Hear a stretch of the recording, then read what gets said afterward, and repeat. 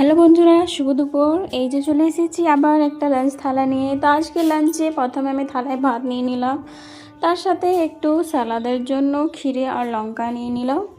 তারপরে আলু ঝুরি ভাজা করা হয়েছিল, তো একটা ছোট প্লেটের মধ্যে আমি এখানে আলু ঝুরি ভাজাও রেখে নিলাম, তার সাথে একটা অমলেটও রেখে নিলাম, আর দুটো মাছের ডিমের বড়া করা হয়েছিল, তো দুটো রেখে নিলাম। তার সাথে রুটিও নিয়ে নেব দুটো, আর রুটির সাথে খাওয়ার জন্য চিকেন চিলি হয়েছিল, তো চিকেন চিলিও নিয়ে নিলাম।